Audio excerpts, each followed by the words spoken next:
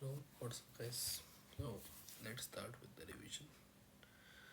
Okay, so हम शुरू करेंगे revolution phase 2 along with unification phase 3. ठीक है, तो हमने लास्ट में तो almost, so let's start. Okay, तो हम देख सकते हैं कि एज डिस्ट्रीब्यूशन में अभी हमारे 1830 से लेकर 1848 के पीरियड में इस समय क्या हो रहा था, इस समय क्या दिक्कतें थी, चलो देखते हैं. कंजर्वेटिव रिजाइम जो थी, they try to consolidate their power. ठीक है, लिबरलिज्म और नेशनलिज्म क्या आ गए, they came to be increasingly associated with the revolution. ठीक है भैया, बहुत सारे रीजन ऑफ यूरोप में like Italian and German states, जो प्रोविंसेस थी ना ऑटोमन एम्पायर की, है ना, ये आयरलैंड या पोलैंड, ये रेवोल्यूशन जो थे they were led by liberal nationalists. who led them? Liberal nationalists. ठीक है ना, today educated middle class elites, among whom were professors, school teachers, clerks and members of commercial middle class. ठीक है, clear है. कुछ बारो कि भैया ये जो लिबरल नेशनल्स की मूवमेंट्स थी ना, ये एजुकेटेड मिडिल क्लास इलाइट्स हो गए. ठीक है, among whom were professors, school teachers, clerks and members of commercial middle class. ठीक है. So first upheaval took place in France in July 1830. 1830 जब आया ना, तब भैया एक अपहेवल ले लिया. कहाँ अपहेवल हुआ था? फ्रांस में. हुआ क्या था कि जो बुर्बन किंग थी, वो पावर में वापस, आपको याद होगा कि वो पावर में आ चुकी थी इस बार वापस से, है ना. वापस Edward restored to power by the help of treaty of Vienna. ठीक है, अब क्या हुआ कि भैया अब वही सेम पावर क्या ओवरथ्रोन हो गई, किसके द्वारा? लिबरल रेवोल्यूशनरीज के द्वारा. और उन लोगों ने भैया क्या कर दिया, कॉन्स्टिट्यूशनल मोनार्की. अब देखो, जुलाई 1830 में क्या कर दिया रेवोल्यूशन बोलते इसको. फिर उन लोगों ने क्या करा, कॉन्स्टिट्यूशन मोनार्की इंस्टॉल कर दिया Louis Philippe as it heads को. ठीक है ना, और इसलिए वो कहते हैं व्हेन फ्रांस नीजेस, ठीक है ना, Metternich once remark the rest of the Europe catches cold. ठीक है, तो जो जुलाई रेवोल्यूशन थी भैया, it's sparked an uprising in Brussels. ठीक है ना, ये जुलाई रेवोल्यूशन देखिए भैया, एक अपराइजिंग हो गया ब्रुसेल्स में, which led to the Belgium breaking away, है ना, Belgium breaking away from the United Kingdom of Netherlands. ठीक है, एक तो भैया अपराइजिंग इन ब्रुसेल्स हो गई, और एक थी भैया Belgium breaking away from the United Kingdom of Netherlands. ठीक है, फिर भैया an event that mobilize nationalist feeling among the educated elite class across Europe was the Greek war of independence. अब एक और वॉर ऑफ इंडिपेंडेंस थी, Greek war of independence. जो Greece थी ना, ग्रीस भैया रखना ऑटोमन एम्पायर की पार्ट थी 15th सेंचुरी को. ठीक है, और जो भैया यूरोप में जो नेशनलिज्म हुआ ना, इससे एक स्ट्रगल ग्रोथ हो गया भैया. कहाँ पर? Revolutionary nationalism in Europe. ठीक है ना, it's part of a struggle for independence amongst the Greek.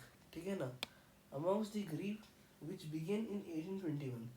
Clear है, ये ग्रोथ ऑफ रेवोल्यूशनरी नेशनलिज्म जो थी यूरोप में, it had sparked of a struggle for independence amongst the Greeks. ठीक है ना, विच बिगेन इन 1821. ये एक वही स्पार्क दे दिया. ठीक है, 1821 में. और नेशनलिस्ट जो ग्रीस के थे, they got support from other Greeks. Okay, living exile, जो भैया दूसरे दूसरे जो एग्जाइल में चले गए थे ना, ये वेस्ट यूरोपियन कंट्रीज ने भैया उनकी सिंपैथीज थी for ancient Greek culture, poets and artist lauded. ठीक है ना, ये सब बातें थी.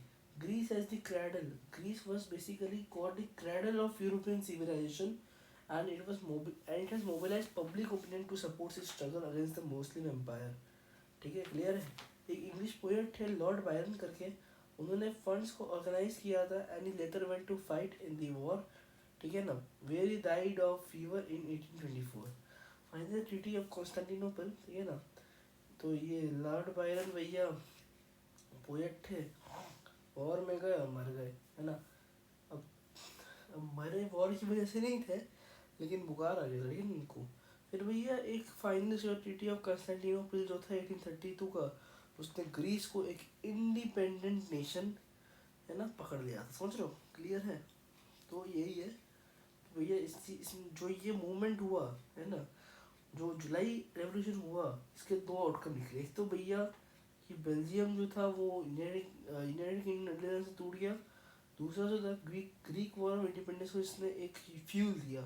कैसे फ्यूल दिया कि भैया स्पार्क कर दिया for independence among the Greeks which began in 1821. Nationalists in Greece थे ना, they got support from other Greeks living in exile and also from many Western Europeans who had sympathies for ancient Greek culture.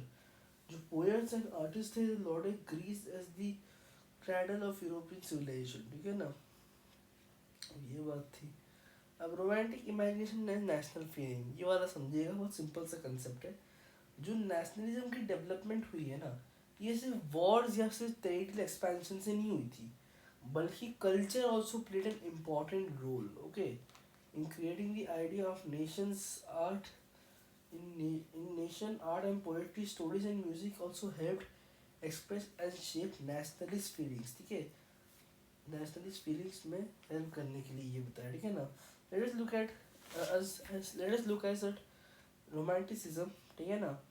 एक ये romantics क्या होता है, culture movement which is sought to develop a particular form of nationalist sentiment, okay. Romanticism मतलब क्या होता है, ये कल्चर मूवमेंट है जो बेसिकली भैया डेवलप करेगा हमारे अंदर particular form of nationalist sentiment को, ठीक है। अब जो रोमांटिक आर्टिस्ट हुआ करते थे, है ना, ये पोएट्स हुआ करते थे, वो लोग भैया जनरली वो लोग क्या करते थे, क्रिटिसाइज करते थे जो रीजन एंड साइंस की उनकी ग्लोरिफिकेशन को, ठीक है ना। वो लोग but they focus instead of emotions, intuitions, ठीक है ना, मिस्टिकल फीलिंग्स इनके बारे में। This real effort was to create a sense of shared, है ना, shared collective heritage, a common cultural past as the basis of nation. वे चाहते थे कि भैया हम लोग का जो कॉमन कल्चरल पास्ट है उसको ही बेसिस ऑफ नेशन देखा जाए, ठीक है ना। समझ पा रहे हो, क्लियर हो रही है, ओके डन, ठीक है। अब भैया रोमांटिस जो रोमांटिक्स लोग थे, जैसे कि एक जर्मन फिलोसोफर था, शायद था जोहान गॉटफ्राइड हर्डर, ठीक है ना।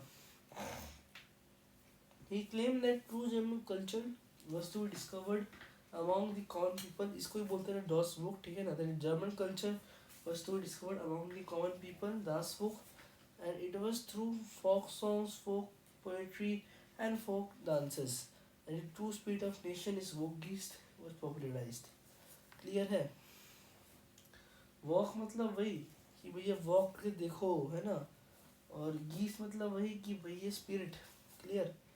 सो collecting and recording this form of culture was essential, ठीक है। ये जो फॉर्म्स ऑफ फोक कल्चर है, this is very essential with the projects of national building, ठीक है ना। Now the emphasis on vernacular language and the collection of local folklore was not just to recover and, है ना, the emphasis on vernacular language and the collection of local folklore was not just to recover an ancient national spirit, ठीक है ना, but it was also to carry a modern nationalist message to large audience who were mostly illiterate. इसका एक main function ये भी था कि जो भैया illiterate लोग थे उन तक भैया ये जो नेशनलिस्ट फीलिंग, नेशनल सेंटिमेंट्स है, उन तक ये पहुंचाना, ठीक है ना। Now this was specially so in the case of Poland, क्योंकि भैया पोलैंड भैया पार्टीशन हो गई थी एंड ऑफ 18th सेंचुरी तक, ठीक है ना, बाय प्राय कंट्रीज, मतलब Prussia, Russia and Austria. Even तो पोलैंड भैया अभी भी एक इंडिपेंडेंट टेरिटरी जैसे एग्जिस्ट नहीं करती थी, लेकिन सुनिएगा, क्योंकि भैया उनके अंदर रोमांटिसिस्ट फीलिंग थी, है ना, रोमांटिसिस्ट फीलिंग थी।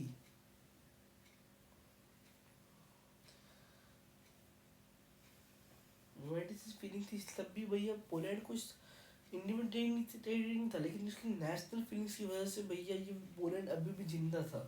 वो बोलते ना मैं जिंदा हूँ सो पोलैंड भी लाइक मैं जिंदा हूँ, ठीक है ना।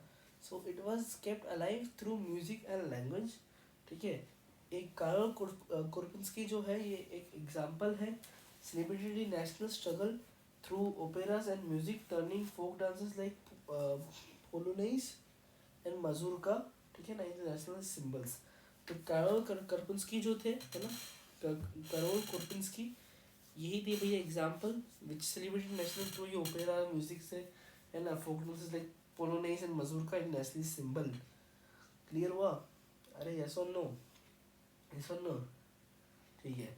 लैंग्वेज भैया it played an important role in developing nationalist sentiment, ठीक है। आफ्टर रशियन ऑक्यूपेशन क्या हुआ, जब जो पोलिश लैंग्वेज थी ना, Polish language was force out of school and Russian language was impose everywhere, ठीक है। जो रशियन लैंग्वेज में क्या कर दिया, इम्पोज कर दिया था हर जगह, और रशियन लैंग्वेज इम्पोज कर दिया था। तो 1831 में क्या हुआ, एक आर्म्ड रेबेलियन हो गया था रशियन रूल के against, to place ultimately crushed और many members of clergy in Poland।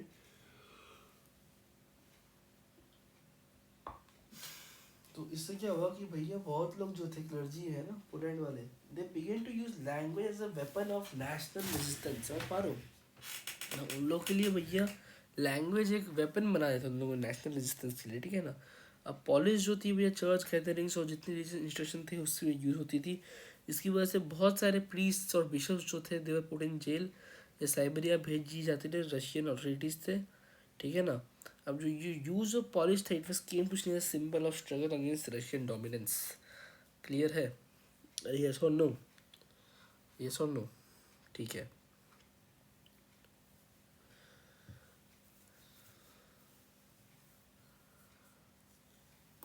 Yes yes, church gatherings और रिलीजियस इंस्ट्रक्शन में इसको यूज़ किया था, ठीक है ना। कोई दिक्कत नहीं ना। अब आ जाओ hunger, hardship and popular reward पे। अब हुआ क्या कि भैया 1830s में भैया it were the years of great economic hardship basically. क्यों, क्योंकि हमको याद है कि भैया लुई फिलिप को बैठा दिया गया था कॉन्स्टिट्यूशनल मोनार्की के नाम पे, ठीक है ना। जो फर्स्ट हाफ 19th सेंचुरी की थी, it saw an enormous increase in the population all over Europe, ठीक है। भैया मोस्ट ऑफ द कंट्रीज में भैया यहाँ पर बहुत सारे सीकर्स थे जॉब के and employment, population from rural areas migrated to cities, ये जब इंटरसेक्शन जॉब पड़ रही हो, ठीक है ना। Live in over crowded slums, small producers in towns were often faced with stiff competition, definitely, ठीक है ना। From imports of cheap machine-made goods from England, where industrialization was more advanced than the continent. So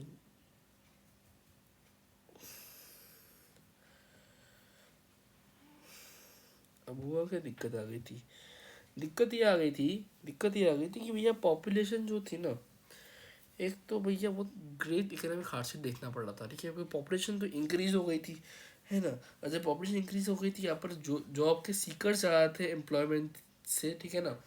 और जो population थी ना rural areas से, they had migrate to cities to live in overcrowded slums. Small producers भैया बहुत constant competition में फंस गए थे, क्योंकि चीप मशीन में गुड्स जो इंग्लैंड से आ रही थी उधर, ठीक है ना, क्योंकि वहाँ पर इंडस्ट्रियलाइजेशन बहुत ज़्यादा एडवांस थी, ठीक है। ये हर इंडस्ट्री में था, टेक्सटाइल इंडस्ट्री पकड़ लो, ठीक है ना। And which was carried on moon level, ये प्रोटेक्शन से बात कर रहे हैं, ठीक है। And was only partly mechanised in दो seasons of Europe, aristocracy still enjoyed power, है ना। peasants struggled under the burden of feudal dues, जो peasants थे obligations, जो राइज ऑफ फूड था, प्राइसेस, है ना। और भैया प्राइसेस भी, फूड की प्राइसेस भी बढ़ चुकी थी, है ना। और एक साल का बैड हार्वेस्ट भी हो गया था, ठीक है। और एक price would let to widespread populism in the town और कंट्री। समझ पा रहे हो।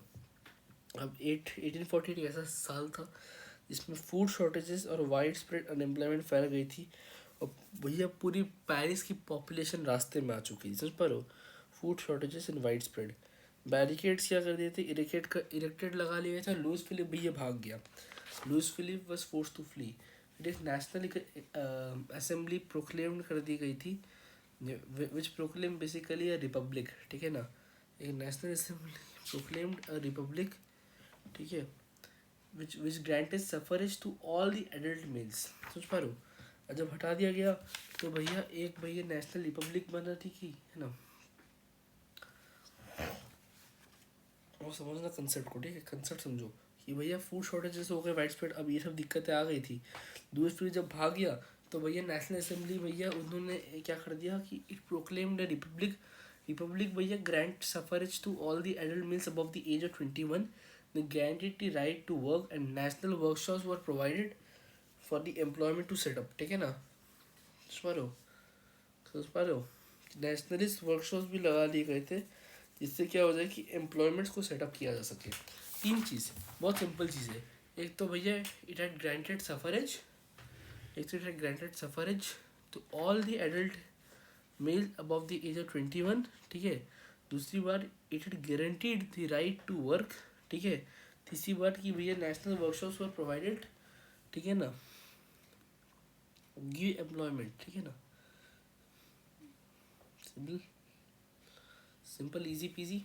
Rent suffers to all the, yes, rent suffers to all earned by over 21, फिर granted right to work and national workshops were also provided to give the employment was set up, ठीक है। फिर 1845 में क्या हुआ, viewers in Silesia had a revolt against the contractors who supplied them raw material. For 1840 वापस से revolt हो गया सिलेसिया में, ठीक है ना, एंड गिव देम ऑर्डर्स। अब क्या हुआ कि भैया ये कंट्रैक्टर्स से अगेंस्ट पड़ गए थे, क्यों, क्योंकि जो उनको रॉ मटेरियल देते थे, ठीक है, उनको ऑर्डर्स देते थे अपनी सिस्टर के लिए, उन्होंने पेमेंट क्या रिड्यूस कर दिया था, ठीक है। जर्नलिस्ट विलियम वुल्फ ने और एवर्स लिखा है सिलेशियन विलेजेस का, तुम इसको पढ़ सकते हो बढ़िया से, ठीक है ना। तो इन दिस विलेजेस 18,000 इनहेबिटेंट्स थे।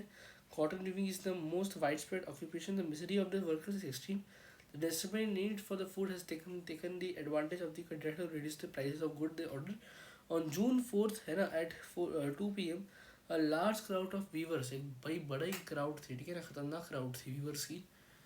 अब उनसे क्या हुआ कि बेसिकली ये हो गया कि लार्ज क्राउड ऑफ वीवर्स जो थे, बेसिकली समझना आप कंसेप्ट समझिए, है ना।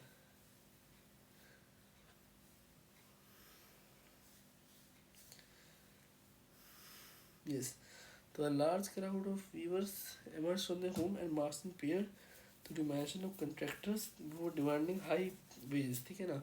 They were treated with scorn and threats alternately. Following this, a group of them forced their way into the house, है ना, smashed its elegant window, सब तोड़ फोड़ बजा दी, है ना। कंट्रैक्टर भैया भाग गया फैमिली के साथ एक नेबरिंग विलेज पे, which however refused to shelter such a person in 24 hours. Labor workers were shot.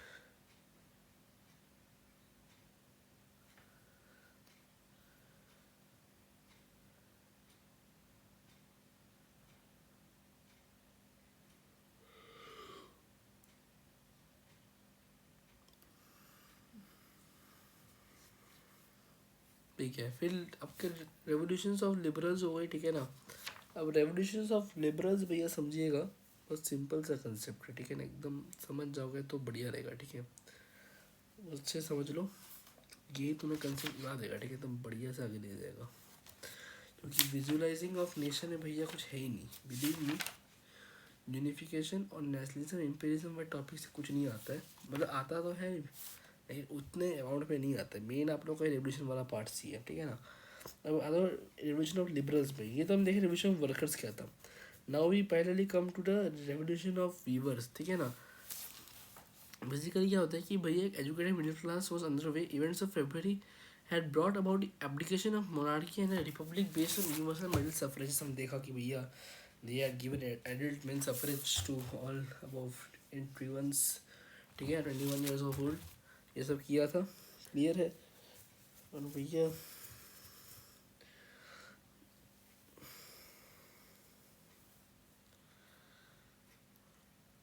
वो ये कि भैया उन लोगों ने एडवांटेज लिया growing popular unrest to push the demands, ठीक है ना, for the creation of nation states in the parliamentary principal.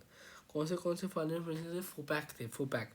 फोपैक मतलब फ्रीडम ऑफ प्रेस, है ना, freedom of association and a constitution, ठीक है, फोपैक। तो भैया ये सब प्रिंसिपल्स में, ये सब पार्लियामेंट्री प्रिंसिपल्स में उन लोगों ने एडवांटेज लिया और डिमांड्स की, ठीक है ना, नेशन स्टेट्स की। And in the German regions, a large number of political associations whose members were middle class professionals, है ना, businessmen and prosperous artisans, ठीक है ना। जर्मन रीजन में क्या हुआ कि बहुत सारे भैया नंबर ऑफ पॉलिटिकल एसोसिएशंस थे, जर्मन मिडिल क्लास ये सब जो थे, decide to come together in the city of Frankfurt. Frankfurt एक जगह है जर्मनी में, वहाँ वाले डिसाइड किए कि लोग आते हैं भैया इधर, and decided to vote for all German national assembly on 18 May 1848।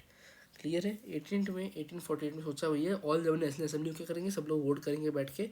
831 elected representatives जो थे भैया, they march in the festive procession to take their places in the Frankfurt Parliament convened in the Church of St. Paul, ठीक है। They drafted a constitution for German nation to be headed by a monarchy subjected to parliament, समझ पा रहे हो। तो उन लोग, ये लोग इतने चालाक थे ना कि ये लोग भैया गए पार्लियामेंट में, फ्रैंकफर्ट पार्लियामेंट में, which is convened in the church of Saint Paul. उन्होंने ऐसा कॉन्स्टिट्यूशन बनाया जर्मन नेशन के जिसमें क्या होगा कि भैया जो मोनार्की होगा he will be subjected to parliament. और जब ये डिप्यूटीज ने भैया फ्रेडरिक विलियम फोर को बोला लो भैया आपका किंग ऑफ प्रूशिया बन जाओ, है ना, ठीक है ना, वो किंग ऑफ प्रूशिया को क्राउन दिया, तो उसने भाई रिजेक्ट कर दिया और जॉइन अदर मोनार्क्स जो भाई to oppose the elected assembly, ठीक है ना। जब अपोजिशन एरिस्टोक्रेसी और मिलिट्री क्या हुआ स्ट्रॉन्गर बनता गया, जो सोशल बेसिस थी पार्लियामेंट की वो क्या हुआ, टूट गई, इरोड हो गई।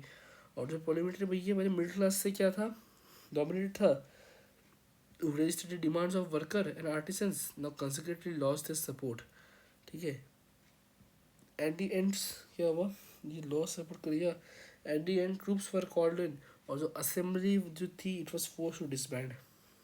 क्लियर, बढ़िया। The issue of extending point. अब व्हाट अबाउट वुमेन, वुमेन का क्या रोल था इसमें, वुमेन का रोल क्या था। वुमेन का रोल बहुत सिंपल सा था कि जो इशू थी एक्सटेंडिंग है, जो इशू थी the extension of political rights to women was a controversial topic within the liberal movement in which large number of women. अब भैया वुमेन का भैया क्या था, पैम्प, यानी कि participated actively over years, even they published, even they founded newspapers, ठीक है, पॉलिटिकल एसोसिएशंस वगैरह वगैरह, ठीक है, ये सब बातें थी इसमें, क्लियर है, ठीक है ना।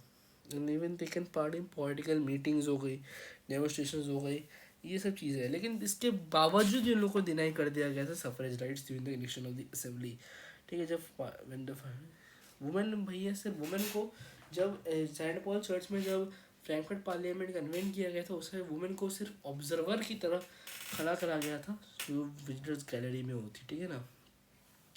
दो कंजर्वेटिव फोर्सेस भैया क्या करी थी, अभी वो सप्रेस नहीं कर पाई थी, जो लिबरल मूवमेंट्स हो जाए थे फटाफट से 1848 में, दे कुडंट सप्रेस इट, ठीक है ना। So they could not restore the old order, ठीक है, जो पहले की जो ऑर्डर है उसको रिस्टोर वो नहीं कर पाई थी। जो मोनार्क्स और begin to realize that is cycles of repression and revolution, ठीक है ना, would only be ended by getting concessions to liberal nationalism.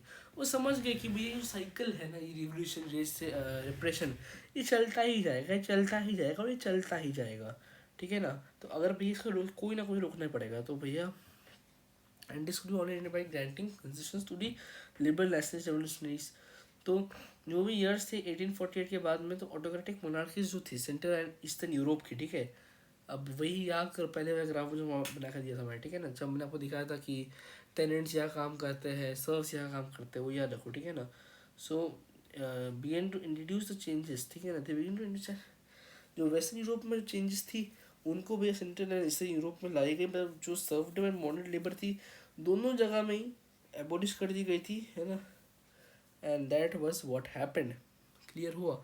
मैं आपको एक क्विक शॉर्ट रिवीजन दे देता हूँ कि क्या क्या हमने पढ़ा अभी तक रेवोल्यूशन ऑफ लिबरल्स और इस पूरे पेज में, ठीक है ना। तो पहले हम लोग पढ़े थे कि भैया क्या क्या कहाँ पर क्या हो रहा था।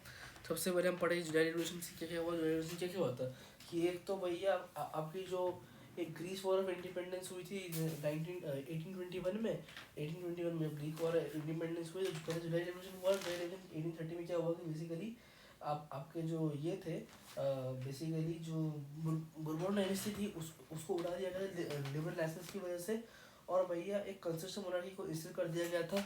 और कंस्टिट्यूशन मोनार्की जब इंस्टॉल कर दी गई थी तो उसमें आ गए थे भैया आपके बेसिकली लुइस फिलिप, ठीक है, लुइस फिलिप आ गए थे।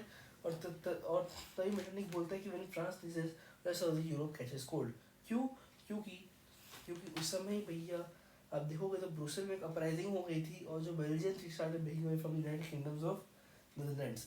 फिर आपका जो एक क्रेडल था इन इन आपके European civilization which was the Greeks war of independence, ठीक है, ग्रीक वॉर ऑफ इंडिपेंडेंस। अब यहाँ पर क्या हुआ था कि basically Greek basically Ottoman empire का पार्ट था और Greek wanted to gain assert independence from the Ottoman empire, ठीक है। they got basically supports from the exiles living in the Europe and Western European parts, ठीक है ना। फिर भैया लॉर्ड बायरन का आपने रोल बताना है इसमें, ठीक है, लॉर्ड बायरन का रोल बता दोगे और ये बता दोगे कि भैया ये लोग इसकी वजह से बहुत बहुत स्पार्क हो गए, स्पार्कलिंग आ गई थी इनके अंदर, ठीक है ना।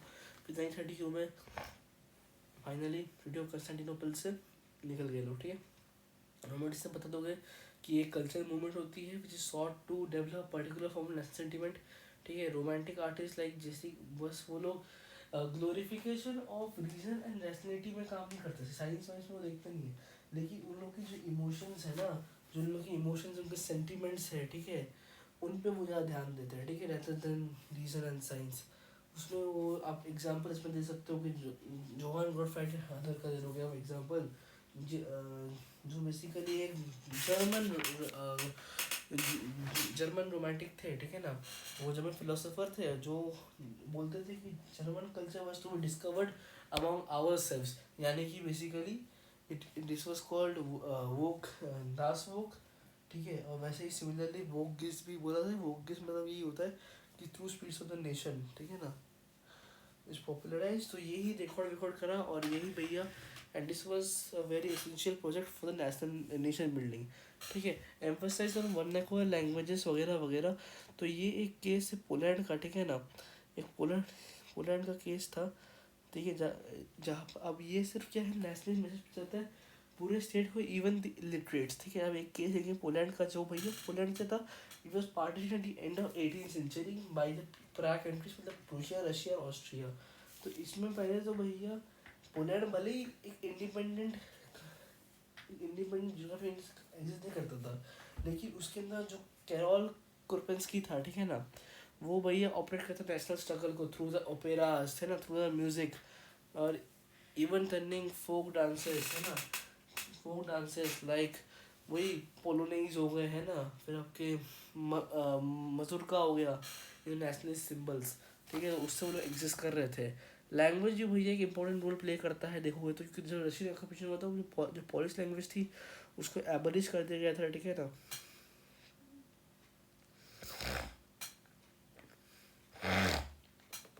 अब 1831 में भैया एक आर्मी डिवीजन रशियन के अगेंस्ट ले ली गई थी, और इससे क्या हुआ कि बहुत members of begin to use language as a weapon of national resistance। जो भी भैया क्लर्क गैदरिंग्स होती थी, है ना, या रिलीजियस इंस्टीट्यूशंस होते थे, इसमें सब भैया यही जो लैंग्वेज था, जो पॉलिश लैंग्वेज बोल बोल के क्या करते थे, उसको एक नेशनल रेजिस्टेंस की तरह दिखाते थे। तो यही जो लैंग्वेज को यूज़ किया गया था seen struggle against Russian dominance. अब आते हैं हम लोग 1830s में। तो 1830s क्या थे, 1830s were years of great economic, ठीक है ना। 1830s में क्या हुआ था कि ये this were the basically years of great economic hardship. हमारे यूरोप में खतरनाक हार्डशिप रही जो पहली हाफ थी 19th सेंचुरी की, उसने एनॉर्मस इंक्रीज देखा था पॉपुलेशन का ऑल ओवर यूरोप में, ठीक है ना। और अगर पॉपुलेशन बढ़ती है तो हम जानते हैं कि जॉब्स के सीकर बढ़ेंगे, एम्प्लॉयमेंट भी कम थी इससे। तो जो पॉपुलेशन रूरल एरियाज थी वो लोग ये चले गए थे ओवर क्राउडेड स्लम्स में, है ना, मतलब सिटीज़ में चले गए थे, migrate to cities from over small producer को ही भैया बहुत टफ कॉम्पिटिशन फेस करना पड़ता है, क्यों, because of the cheap machine made goods, है ना, इम्पोर्टेड फ्रॉम इंग्लैंड, ठीक है। अब ये लोग खुद मैकेनाइज वगैरह नहीं थे तो दिक्कतें आती थी, ठीक है। और ये लोग भैया even the peasants struggle from feudal dues and obligations, और जो राइज ऑफ फूड या year of bad harvest will lead to widespread population in the country. वही एक साल आया 1848, जो एक ऐसा साल था जब फूड शॉर्टेजेस आ गई थी और वाइड स्प्रेड अनएम्प्लॉयमेंट भी बढ़ गई थी। Food shortages and wide spread unemployment, okay. तो which brought the population of Paris out on the streets, ठीक है। तो भैया फिर आपका एक बैरिकेड्स को इरेक्ट कर दिया गया, लुइस फिलिप फटाक से भाग गया। जो लुइस फिलिप भाग गया तो फिर नेशनल असेंबली ने क्या किया, it has proclaimed a republic नहीं कहते, it had granted suffrage to all the adults above 21 years of old, ठीक है। एक तो वही ग्रेंटेड सफरेज, उसके बाद भैया राइट टू वर्क इम्प्लीमेंट करने का गारंटी कर दिया, right to work, granted suffrage to all adult about 21 of. और भैया this national also national workshops to provide employment, ठीक है ना। ये सब बातें हुई थी। फिर इसने अपनी रिपोर्ट बता दूँ कि 1845 का क्या क्या हुआ था उसमें, ठीक है ना। 4 जून 2 PM को भैया बहुत सारे वीवर्स आ गए थे, क्योंकि बेसिकली जो रॉ मटेरियल वाले देते थे इन लोग को, जो भी लोग देते थे कंट्रैक्ट्स वगैरह, उनका बेसिकली पे को रिड्यूस कर दिए थे, इसलिए पंगा वंगा हो गया था। उन लोग घर के शीशे तोड़ दिए थे, और जो कंट्रैक्टर्स थे वो लोग भाग के दूसरे नेबरिंग विलेज में थे, ठीक है ना। और 24 घंटे बाद क्या हुआ कि भैया जो 11 वीवर्स थे उन लोगों को गोली मार दी गई थी। अब आते हैं रेवोल्यूशन ऑफ लिबरल्स में। रेवोल्यूशन लिबरल कैसे हुआ था, तो जैसे हम देखें कि भैया यहाँ पर पीजेंट अपराइजिंग हुआ, ये सब वगैरह वगैरह हुआ, वैसे ही जो रेवोल्यूशन लिबरल देखा जाए तो बेसिकली होता क्या है इसमें कि कुछ कुछ पार्लियामेंट प्रिंसिपल्स, जैसे फोपैक पार्लियामेंट प्रिंसिपल थे बेसिकली, आपके फ्रीडम ऑफ एसोसिएशन, ठीक है ना, फिर फ्रीडम ऑफ प्रेस, ठीक है ना, फिर कॉन्स्टिट्यूशन के प्रति इसमें लड़ा गया था। और इसका एक एग्जांपल देखते हैं तो इंडिया जो जर्मन रीजन्स जो होते हैं, यहाँ पर large number of political associations होती है, ठीक है, basically consisting of middle class professional businessman वगैरह वगैरह, ठीक है। And they came the city of Frankfurt and decided to vote for all India German sorry all German national assembly on 18th May 1848, ठीक है ना। 8:30 representative marched in a festive procession to take the places in Frankfurt Parliament which was convened on St. Paul, ठीक है ना, in church of Saint Paul में जब उसको convent कर दिया गया था, फेस्टिव प्रोसेशन आ गए थे लोग लेके। The after constitution for German nation so such that the monarchy is subjected to parliament. अब जिसको मोनार्की बनाएंगे यू सब्जेक्ट टू पार्लियामेंट, तो उन लोग पहले क्राउन ऑफर किया एक किंग ऑफ प्रूशिया, है ना, फ्रेडरिक विलियम फोर को, उसने मना कर दिया और अलग मोनार्क्स को बैठ कर क्या किया, he decided to oppose the assembly, he decided to oppose the elected assembly, ठीक है ना। while the opposition of aristocracy and military क्या हुई, धीरे धीरे स्ट्रॉन्गर होती रही, है ना। और जो सोशल बेसिस थी पार्लियामेंट की वो क्या हो गई, इरोड हो गई थी। फिर उसके बाद बेसिकली क्या हुआ, ये जो पार्लियामेंट था, पार्लियामेंट अब डोमिनेट होना शुरू किया था मिडिल क्लासेस से, जो भैया रजिस्ट करते थे डिमांड्स ऑफ वर्कर्स को, जो भैया रजिस्ट करते थे डिमांड्स ऑफ वर्कर को, समझ पा रहे हो, पकड़ लिया सोशल बेसिस। अब सिंस और भैया लोग अपनी सपोर्ट को तोड़ते रहे, लक्ष्मी ट्रूप्स आ गई थी और लेके भाग गए, ठीक है ना। Assembly was force to disband, clear हुआ। अब जो भैया वुमेन का रोल सुन लीजिएगा, जो issue of extending political rights to women भी एक बहुत घटिया प्रॉब्लम थी। It was a very controversial within the liberal nationalist, क्योंकि लार्ज नंबर ऑफ वुमेन, इन लोग भी भैया बहुत कम करते रहे। पैम किया था इन्हें, पैम मतलब भैया they were in, they had form political association, they had founded newspaper, they had taken parts in the basically you can say political meetings and demonstrations, but despite all of this they were denied suffrage against suffrage rights, ठीक है ना, during the election of assembly. जब भी और देवर, और जब election हो रहा था उस समय, याद हो तो याद रखो, फेस्टिवल जो चर्च सेंट पॉल में हो रहा था, उस समय भैया उन लोग को ऑब्जर्वर की तरह ही बैठाया गया था विजिटर्स गैलरी में, उनका कोई रोल नहीं था। फिर भैया देखा गया कंजर्वेटिव फोर्स जो थी भैया, इधर देख लिया कि they will be not able, ठीक है ना, दो conservative force were able to suppress, वो लोग सप्रेस कर पाए लोग, लेकिन वो ओल्ड ऑर्डर पहले जो आपका बोल सकते हो जो प्री कंजर्वेटिव ऑर्डर था उसको पकड़ नहीं पा रहे थे। इसलिए मोनार्क भी रियलाइज करना शुरू कर दिए थे कि जो साइकिल्स ऑफ जो आपका बेसिकली रेवोल्यूशन है और रिप्रेशन है, ये तभी एंड कर सकते जब तुम कंसेशन लोगे लिबरल नेशनलिस्ट का, है ना, रेवोल्यूशनिस्ट का। और जब क्या हुआ 1848 के बाद, जो autocratic monarchies of central and eastern Europe जो थी, they begin to introduce the basically changes that have all taken place in western Europe before 1815, ठीक है, क्लियर है। बस ये होगा फुल रिवीजन आपका, है ना, स्वाहा रिवीजन हो गया, स्वाहा रिवीजन, ठीक है। अब आते हैं हम लोग यूनिफिकेशन पार्ट में, यानी कि अभी मैं ठीक से बोल सकता हूँ आप लोग को, मैं एक चीज़ क्लियर कर सकता हूँ कि हम लोग का रेवोल्यूशन वाले पार्ट्स क्लियर हो चुके हैं। यस, इसमें क्या कर दे, स्वाहा करते, आप लोग का फेज 2 क्लियर हो गया है। और कॉन्गो गाइस, कॉन्गो, अब अभी आप लोग का यूनिफिकेशन बाकी है ना, प्लस इम्पीरियलिज्म,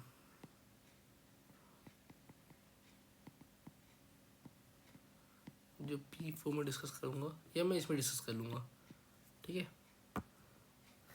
अब सुन लो यूनिफिकेशन कैसे हुआ था, ठीक है ना। यूनिफिकेशन बहुत सिंपल से हुआ था। अभी हम देखे थे कंजर्वेटिव फोर्स बोले अभी हम आ गए, अभी हम ताकतवर हो गए, अभी हम फोड़ेंगे, ठीक है ना। ये भैया आइडियोलॉजी आ चुकी थी अभी, इस बार।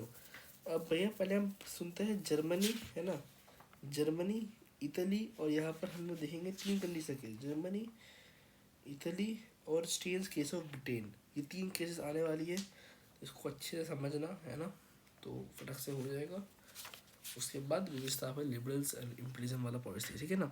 अब जर्मनी में क्या हुआ था कि can the army be architect of the nation. 1848 के बाद क्या हुआ, जो जब यूरोप में नेशनलिज्म हुई, it move away from association with democracy and revolution, ठीक है ना। अब नेशनलिस्ट सेंटीमेंट जो थी भैया, वो तो भैया it was mobilise by conservatives for promoting state power and achieving political nominations of the Europe. This can be observe in the process, ठीक है ना भाई, which Germany ideally came to India.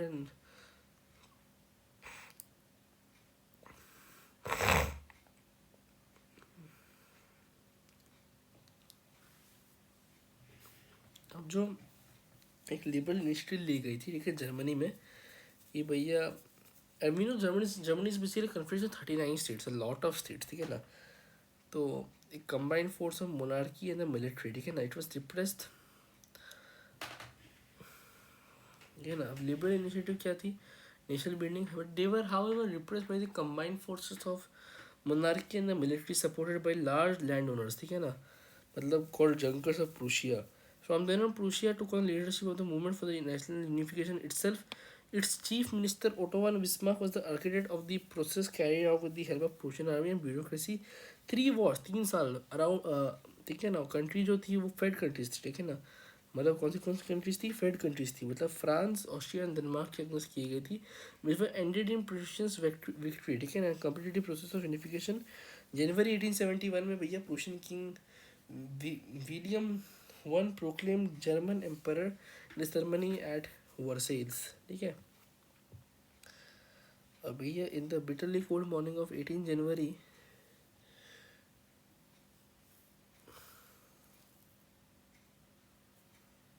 in the pillars of Versailles proclaimed the new German emperor headed Kaiser William I, ठीक है। The national building process in Germany had demonstrated dominance of Prussian state. The new state placed a strong emphasis, ठीक है ना, modernizing the current banking, legal, judicial system in Germany, and ये simple सा एक बार revise करें तो फटक से, ठीक है ना। तो लिबरल इनिशिएटिव थी, ठीक है ना, नेशनल बिल्डिंग की, है ना, the liberal initiative national building was repressed by the common force by the military and by the monarchy as well as the large and called junkers of Prussia. अब Prussia ने leadership दी थी, भैया हम करेंगे, हम तुम्हें दिखाएंगे निश्चय करते, ठीक है ना। तो उसमें भैया एक चीज़ का चीफ मिनिस्टर थे उसके आर्मी के, ऑटो वन बिस्मार्क, ठीक है, वो वही आर्किटेक्ट इस प्रोसेस का, ठीक है ना। He help with the Prussian army, he had fought 3 wars over the span of 7 years against Austria, Denmark and France and ended all of them in the Prussians favor, ठीक है ना। And competitive process of unification in January 1871 the Prussian king William one was proclaim German emperor in the ceremony of the palace of halls at basically halls of mirror as palace of in palace of the Versailles, ठीक है, halls of mirror at palace of Versailles में कर दिया गया था उनको, ठीक है ना। He was proclaim as new German emperor Kaiser William one, ठीक है, क्लियर। अब जो नेशनल बिल्डिंग प्रोसेस थी भैया, it has demonstrated the dominance of Prussian state over, ठीक है ना, पावर। अगर new state he was place the strong emphasis, वही करेंसी को मॉडर्नाइज करना, बैंकिंग का लीगल वगैरह करो, ठीक है ना। तो बोल सकते हो कि Prussian measures and practices often become rest of Germany,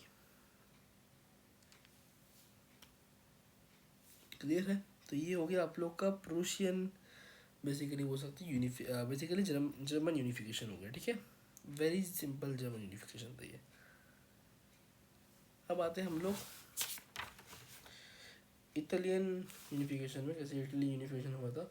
तो जैसे जर्मनी था, इटली भैया एक long history of political fragmentation का, ऐसे इटालियंस कैसे सेवरल डायनेस्टिक स्टेट्स में कैसे स्कैटर्ड थे, ठीक है। Multi national Habsburg empire in middle of 19th century Italy was divided into 7 states, 7 states का एक समूह था ये, ठीक है ना। जिसमें सिर्फ एक ही भैया स्टेट जो थी, it was ruled by Italian princely house Sardinia Piedmont. जो नॉर्थ थी इटली की, जो नॉर्थ थी, it was under Austrian Habsburg, ठीक है ना। जो सेंटर था it was ruled by popes and southern southern region were under domination of Bourbonic kings of Spain, ठीक है, क्लियर है। अरे बोलो बोलो, ठीक है। अब Italian language had not acquired, ठीक है, one common form still had many regional and local variations. 1830 में क्या हुआ, किसी मसीह ने सोचा कि भैया, अब देखे थे उस समय हम कि सीक्रेट सोसाइटी में किसी मसीह ने बहुत जगह अपने सीक्रेट सोसाइटी लगा था, है ना। तो किसी मसीह ने अटेम्प्ट था, फेल अटेम्प्ट था, लेकिन अटेम्प्ट किया था बंदे ने। किसी मसीह ने had sought to put together, ठीक है ना, a coherent, basically a coherent program for Italian Republic. He had also formed a secret society called Young Italy. Young Italy कहाँ बोलो, मर्सेल्स में, for dissemination of his goals, but the failure of the uprising board in 1831, 1838 की 1848 की दोनों बारी भैया fail हो गया। तो ये जो मेंटल था, it now fall in Sardinia Piedmont under this ruler Victor Emmanuel two, मानते हो, ठीक है। You have Italy states through war. In the eyes of ruling elites in the region, a unified Italy offered them the possibility of economic development and political development. सच पर हो कि भैया अगर एक यूनिफाइड जगह हुआ था तो इस will also prosper the economic development of the country और पॉलिटिकल डोमिनेंस वहाँ बच जाएगा, सच पर हो।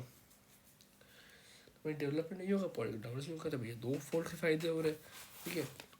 अब भैया चीफ मिनिस्टर कैवोर को भैया हु लेड द मूवमेंट जो है reasons of Italy was neither revolutionary nor democrat, ठीक है। Like many other wealthy and educated members of Italian elite he spoke French but better then.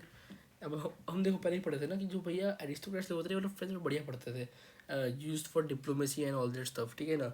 So he spoke French much better than he did Italian, ठीक है ना। Through a tactful diplomatic alliance with France engineered by Cavour, है ना। Sardinia Piedmont succeeded in defeating the Austrian forces, yeah, so in the 1859 1859 में पक कर तोड़ दिया था, बाहर में जाओ, ठीक है ना, ऐसा कुछ सीन हो गया था, समझ सकते हो। But from regular troops a large number of armed volunteer under leadership, ठीक है, अंडर लीडरशिप अब किसी गैरीबल्डी, अब किसी भी गैरीबल्डी जो थे, ठीक है ना, इन 1860s दे मार्च इनटू साउथ इटली, ठीक है ना, and kingdom of to Sicily and succeeded in winning the rulers. 1860 में victory Emmanuel II was proclaimed king of United Italy, ठीक है ना। However, much of the Italian population among whom rates of electricity was high, so they remained blissfully unaware of liberal nationalist ideologies. The present peasant masses who support Garibaldi in southern Italy had never heard of Italian, believed that La Talia was the victor's Emmanuel's wife, ठीक है। अब एक बार वापस से थोड़ा सा एक quick revise करता हूँ मैं अभी आपको इटली का यूनिफिकेशन को, ठीक है ना। तो इटली यूनिफिकेशन क्या हुआ था कि भैया जैसे जर्मनी थी, इटली की बहुत खतरनाक पॉलिटिकल फ्रेगमेंटेशन वाली हिस्ट्री है। इटली बेसिकली 60 स्टेट्स का समूह है, जिसमें से एक ही स्टेट सार्डिनिया पिडमॉन्ट है भैया, उसको ही इटालियन प्रिंसली हाउस रूल करता है। नॉर्थ जो था it was under Austrian Habsburg, south bourbon Kings of Spain, और जो आपका सेंटर था पोप्स के अंदर रूल था, ठीक है ना। और 1860 में क्या होता है, जो किसी मजीनी थे उसने ट्राई किया था कि भैया एक कोड बनाया जाए जिससे क्या करते इटली का यूनिफिकेशन थोड़ा ईजी करा जा सके, ठीक है ना। तो उसने सीक्रेट सोसाइटी भैया जानते हैं ब्रसेल्स में हुआ था यंग इटली करके, जिससे वो अपने गोल को डिसमिनेट करवा, लेकिन 1881 और 1848 में उसका फेल्ड अटेम्प्ट था, जिससे भैया जो अभी पूरा मेंटल था वो सर्डिनिया पिडमॉन्ट के ऊपर गिर चुका था। अब सर्डिनिया पिडमॉन्ट के अंदर भैया उसका रूलर जो थे किंग विक्टर इमैनुअल II थे रूलर, ठीक है ना। अब उसके ऊपर वो गिर गया था, वो चाप जो गिर गया था इटालियन स्टेट्स को करना यूनिफाई करना है through war in the eyes of ruling eyes of the region, ठीक है ना। अगर एक unified region offers them basically economic development as well as political dominance, दोनों टाइप का फायदा होता था। Through the help of chief minister Cavour who was neither democrat non revolutionary, ठीक है ना, he led the movement to unify the region of Italy. Like many other wealthy and educated members of the basically Italian elite, he spoke French more than he did Italian. He was through a tactful diplomatic alliance, ठीक है ना, he had made a tactful, really clue word, tactful diplomatic alliance with the France, ठीक है ना। River Caviar, Sardinia Piedmont succeeded in defeating the Austrian forces in 1859. Apart from regular troops, a large number of armed volunteers under the leadership of Giuseppe Garibaldi, ठीक है ना, joined the fray. South India kingdom दूसरे succeed, तो भैया ये भी large number army volunteers देखे आए थे। And driver specially in 1861 which II was proclaimed king of basically unified Italy. और मोस्टली तो ये आपका हो जाता है Italian unification. Now we basically come to which part, बोलो, tell. Strange case of Britain, ठीक है, ब्रिटेन में आ रहे हैं हम लोग unification almost phase is going to be over, and you will move imperialism phase 4 and your chapter will be Swahad, okay, Swahad।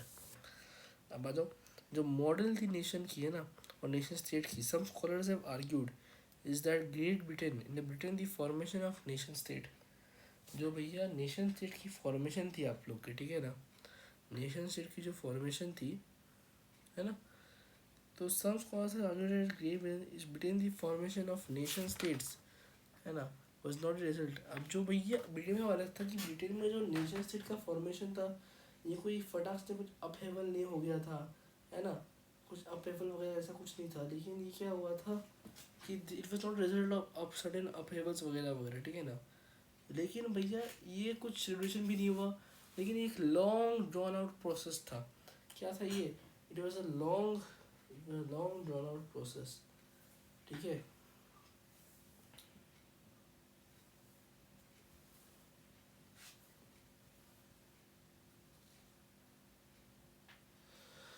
तो ये एक लॉन्ग ड्रॉन आउट प्रोसेस था, अब ये लॉन्ग रनर प्रोसेस कैसे था, क्योंकि देखिए इसमें कोई ब्रिटिश नेशन नहीं थी prior to 18th century.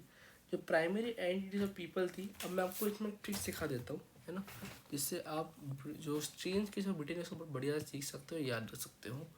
Basically remember the word wish, तो रिमेंबर दी एथनिक कॉम्पोसिटीज, ठीक है ना। I should not wish, wise wise. ई मतलब होगा इंग्लिश पीपल, या इंग्लैंड से बोल सकते हो आप लोग। ये स्कॉटिश, ये आयरिश, ये वेल्श। तो अब देखो जो रूल था, इंग्लिश ऐसा पकड़ा, ऐसा पकड़ा, ऐसा पकड़ा। पकड़ा मतलब यूनिफाई यूनिफाई यूनिफाई। पहले स्कॉटिश यूनिफिकेशन देख सकते हैं, स्कॉटिश यूनिफिकेशन। अब स्कॉटलैंड को कैसे यूनिफाई किया देखो, ठीक है ना। अब देखो सब जो भी थे ना, इसमें सबका तो खुद का कल्चरल चीज़ था, ट्रेडिशन था, ठीक है ना। बट जैसे जैसे इंग्लिश नेशन भैया अपने वेल्थ, अपनी इंपॉर्टेंस में ग्रो करता रहा, ठीक है ना, it was able to exchange influence on the other nations, the island, ठीक है ना। अब इंग्लिश पार्लियामेंट भैया मोनार्की से पावर छीन लेता है 1688 में, at the end of a protracted conflict was the instrument through which a nation state with the England as center came to be forced. Act of union जो थी, ठीक है ना, 707 एक्ट ऑफ यूनियन 1707 ने पकड़ लिया भैया स्कॉटलैंड को, ठीक है, which result in the form of United Kingdom of Great Britain. Clear, ये बात हो गई थी। Main in effect that the, अब इंग्लैंड भैया it was able to impose its influence on Scotland. अब जो ब्रिटिश पार्लियामेंट थी, it was divided by English member, the growth of British identity main that is Scotland extending culture, है ना, political suppressed, ठीक है ना। Their Gaelic language was also, मतलब ऐसा उड़ा दिया था। अब Catholic clans that has inhibited the Scottish highland suffer terrible repression, हाँ। जो जो आपके कैथलिक क्लैंस थे, जो भैया स्कॉटिश हाईलैंड्स को क्या कहते हैं, इनहेबिटेड कर चुके थे, ठीक है, सफर टेरिबल रिप्रेशन, है ना, and whenever they attempted to assert their independence, ठीक है ना। स्कॉटिश हाईलैंड भैया देवर forbidden to speak the Gaelic language or wear national dress, and large number were forcibly driven out of their homeland, ठीक है। Ireland का भी कुछ ऐसा सिमिलर फेट हुआ। अब आएंगे हम लोग सेकंड वाले आइलैंड वन में, ठीक है। अब आइलैंड वाले में क्या हुआ कि island basically it was divided into two parts, Protestants, Catholics, Protestant Catholics. अब होता क्या है कि जो भैया इंग्लिश थी ना, इंग्लिश लोग, they have the Protestants not the Catholics. अब कैथोलिक्स वर लाइक अरे, है ना, ऐसा क्यों, ठीक है। रिवॉल्ट और suppress after a failed revolt, they revolted with the help of Wolfe Tone. Revolt का ईयर याद रख सकते हो आप लोग, एडिशमैन 1790 में ये रिवॉल्ट करवाया था, ठीक है ना। अब ये सब बातें हो गई थी तो गया, यू कैन से ऑलमोस्ट गया, है ना। और वैसे करके एक नया ब्रिटिश यूनियन बोल सकते हो, एक ब्रिटिश नेशन फोर्स हो गया था, तो propagation of dominant English culture की वजह से ये सब हो गया था, and this was made possible due to dominance of English culture, okay. So ये सब बातें थी इसमें। मैं आपको एक क्विक रिवीजन देने वाला हूँ फटाक से, ठीक है ना। कैथलिक्स प्रोटेस्टेंट, इंग्लिश ने भैया से बताया आपको, मैंने उनको हेल्प किया था। कैथलिक्स गया भैया, बोला नहीं ऐसा तो होगा, बुल टू ने भैया ये कर दिया 1801 में, ठीक है ना, फोर्सली बिल चला गया था। अब सिम्बल्स देने आते ब्रिटेन की, ठीक है ना, तीन सिम्बल्स थे। एक था ब्रिटिश फ्लैग आया था आप लोग का, इंग्लिश लैंग्वेज आई थी, British flag, Union Jack black flag था, ठीक है ना ये। और national anthem God save our noble king, ठीक है, were actively promoted and other nations always survived as a subordinate partners in the union. Again देखो, ये लॉन्ग रनर प्रोसेस का रिजल्ट था। ब्रिटिश में कैसे थे भैया, एथनिक्स ग्रुप्स थे, इंग्लिश, वेल्स, स्कॉट और आयरिश, ठीक है। ये सब एथनिक्स ग्रुप खुद की कल्चरल एंड पॉलिटिकल ट्रेडिशंस थे। लेकिन जैसे जैसे इंग्लिश नेशन जो थी भैया, वो अपने वेल्थ इंपॉर्टेंस में, पावर में ग्रो करता रहा, it were able to expand this influence over nations of other of the islands. English parliament जो भैया, इंग्लिश पार्लियामेंट ने पावर सीज कर ली थी मोनार्की से 1688 में। कब सीज की थी, 1688 में भैया इंग्लिश पार्लियामेंट ने मोनार्की से पावर सीज कर, ठीक है ना। And this was the instrument through which nation state with the England and its centre was came to a force, ठीक है ना। इसी वजह से भैया एक nation state with England centre came to force the act in 1707 between England और Scotland resulted formation of the United Kingdom of Great Britain, ठीक है ना। Main effect that England was able to impose its influence on the Scotland. जो British parliament थी भैया वो तो English members से पूरी डोमिनेटेड थी, और जो ग्रोथ ऑफ ब्रिटिश आइडेंटिटी थी, मतलब स्कॉटलैंड की डिस्टिंक्टिव कल्चर और पॉलिटिकल इंस्टीट्यूशंस थे ना, वो सप्रेस्ड हो गए थे। अब जो कैथोलिक क्लैंस थे दैट इनहेबिटेड स्कॉटिश हाईलैंड्स, तो ये सिर्फ दे सफर टेरिबल रिप्रेशन, उनको रिप्रेशन फॉलो मतलब करना पड़ रहा है ना, जब भी वो लोग अपनी इंडिपेंडेंस ट्राई कर रहे थे एसेट करने के लिए। क्लियर। जो स्कॉटिश है वो forbidden speak the Greek language और वेयर द नेशनल ड्रेस, ठीक है ना। And last number first to driven out of their homeland. Clear है। वो लोग भाई ग्रीक लैंग्वेज बोलना बंद करवा दिए गए थे, उनको नेशनल ड्रेस भी बंद करवा दिया था, और भैया बहुत ज़्यादा नंबर क्या कहते हैं driven out of their homeland. अब आयरलैंड में सिमिलर फेट, अब क्योंकि आयरलैंड भैया कंट्री डिवाइडेड था कैथलिक और प्रोटेस्टेंट के अंदर, और इंग्लिश आंसर के नेम में से एक को भिड़वा देंगे तो पूरा कंट्री मामला हमारा हो जाएगा। तो इंग्लिश ने भैया प्रोटेस्टेंट को हेल्प किया था टू एस्टैब्लिश देयर डोमिनेंस। क्या किया था, English help the Protestant to establish their dominant over Catholics, और कैथोलिक्स जब रिवॉल्ट किए तो भैया अब क्या हुआ कि रिवॉल्ट करना शुरू कर दिया, फेल रिवॉल्ट हो गया वोल्टों की वजह से। इसकी वजह से क्या हुआ कि हो गया आपस से, ये लोग भी इनकॉर्पोरेट हो गए और एक नया ब्रिटिश कंट्री फॉर्म हो गया, ब्रिटिश नेशन फॉर्म हो गया, ठीक है ना। और ऐसे करके सिंबल कुछ नया आए थे, new Britain, the British flag, Union Jack वाला नेशनल एंथम, और एक इंग्लिश लैंग्वेज में एक्टिव प्रोमोटेड। एंड ये आपका इसके साथ हो जाता है फेज 3 भी ओवर, यानी कि you are done with the unification also. अब इम्पीडिज्म मेन बाखरा है। अब देखो एक पार्ट आपका मिसिंग है, विच इज़ योर एलेगरी वाला पार्ट, बहुत सिंपल समझा दूंगा मैं इसको, ठीक है ना।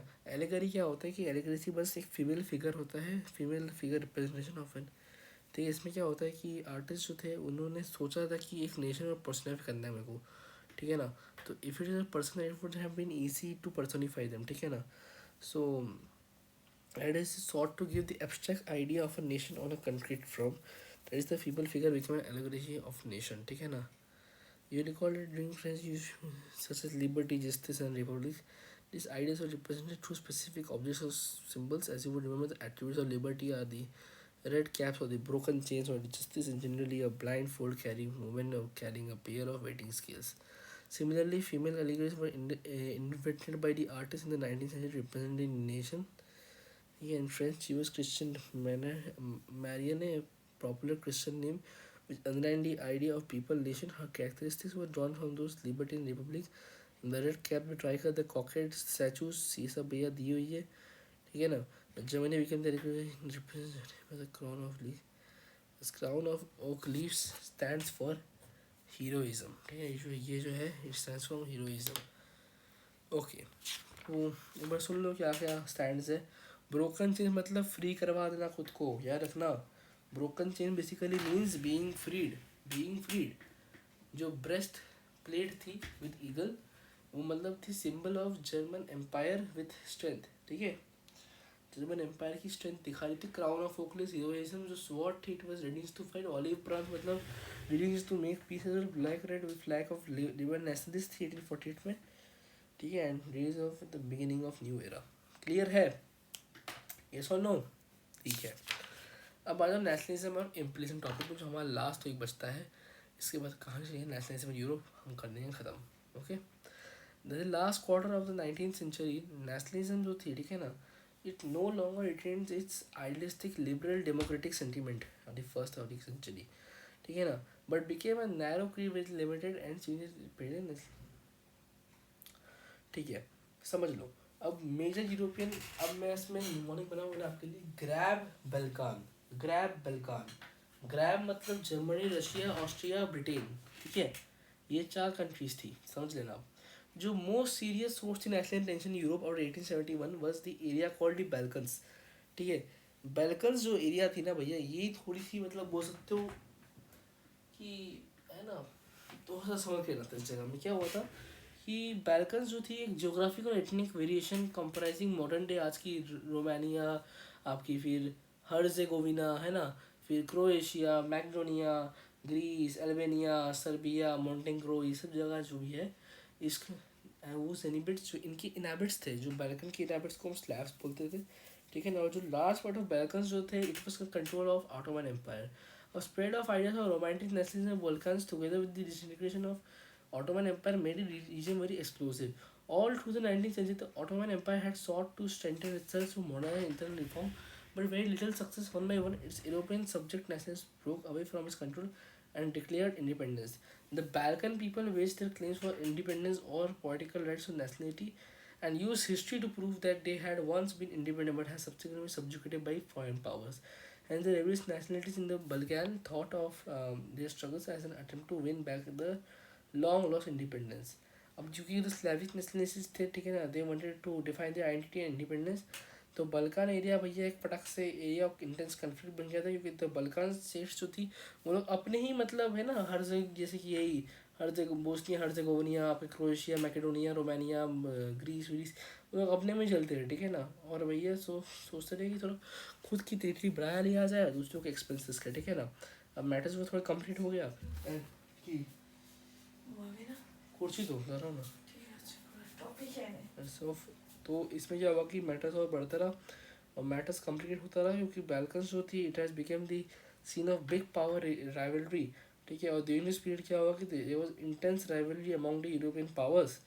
यूरोपियन पावर्स में इंटेंस राइवलरी था, colonies naval and military for this the Balkan problem unfolded. Each power, जैसा पता है ग्रैप कंट्रीज है ना, Russia, Germany, England, they were keep on hold of other powers and extending their own control. This led to a series of war and finally the First World War. Nationalism aligned with imperialism led Europe to disaster in 1914. But meanwhile, many countries which has begun colonized by European powers in the 19th century began to oppose imperial domination.